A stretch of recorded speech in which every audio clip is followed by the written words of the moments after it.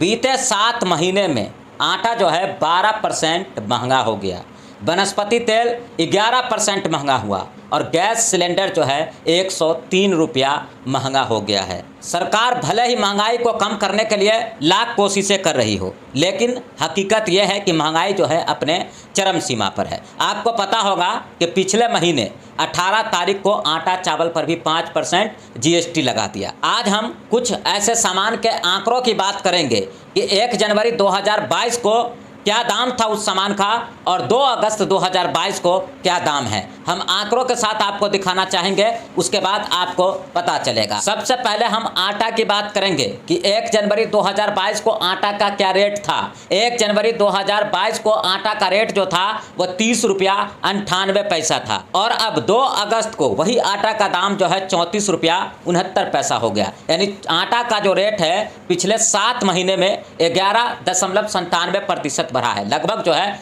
12% जो है आटा महंगा हुआ है पिछले 7 महीने में। अगर हम गेहूं की बात करें तो 1 जनवरी को गेहूं की कीमत जो थी वो 28 रुपया 8 पैसा थी और अभी 2 अगस्त को गेहूं की कीमत जो है वो 30 रुपया 29 पैसा हो गया। अब आप समझ सकते हैं कि पिछले 7 महीने में गेहूं के दाम में जो वृद्धि प्रतिशत है वो 7.87% है। मतलब गेहूं जो है 7.87% पिछले 7 महीने में जो है महंगा हुआ है। अगर हम दूध की बात करें तो 1 जनवरी को दूध की जो कीमत थी वो 49 रुपया 64 पैसा थी और अभी यानी कि 2 अगस्त को जो दूध की कीमत है वो 52 रुपया 37 पैसा है। यानी कि 5.50% जो है पिछले 7 महीने में दूध के दामों में वृद्धि हुई है। आगे भी अगर हम चावल की बात करें तो 1 जनवरी 2022 को चावल की जो कीमत थी वो 35 रुपया 48 पैसा थी और अभी यानी कि 2 अगस्त को जो चावल की कीमत है वो 36 रुपया 91 पैसा है। यानी कि पिछले 7 महीने में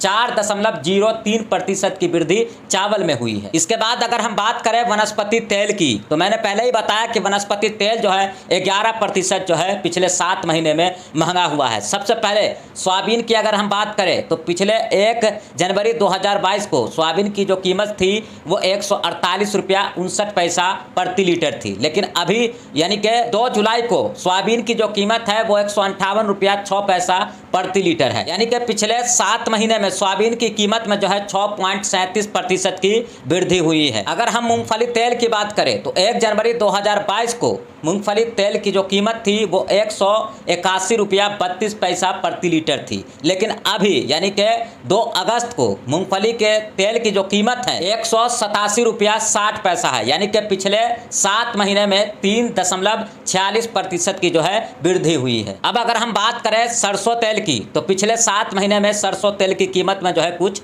गिरावट आई है। 1 जनवरी 2022 को सरसों तेल की जो कीमत थी वो 185 रुपया 76 पैसा थी और 2 अगस्त 2022 को जो सरसों तेल की कीमत है वो 174 रुपया 19 पैसा है। यानी कि पिछले 7 महीने में सरसों तेल जो है 6.22% सस्ता हुआ है। इसके अलावा अगर हम बात करें वनस्पति तेल की तो 1 जनवरी 2022 को वनस्पति तेल की जो कीमत थी वो 139 रुपया 38 पैसा थी और अभी यानी कि 2 अगस्त 2022 को जो उसकी कीमत है वो 155 रुपया 29 पैसा है। यानी कि 11.41% जो है पिछले 7 महीने में वनस्पति तेल के दामों में वृद्धि हुई है। तो अब आप समझ सकते हैं कि लगातार जो है फूड प्रोडक्ट के दाम भी बढ़ते जा रहे हैं। पिछले 7 महीने की अगर हम बात करें तो पिछले 7 महीने में सिर्फ सरसों के तेल की कीमत में गिरावट आई है। बाकी जो भी सामान आपने देखा है, जो भी आंकड़ा देखा है, वो लगातार जो है उसके दामों में वृद्धि हुई है। तो आप समझ सकते हैं गैस सिलेंडर से लेकर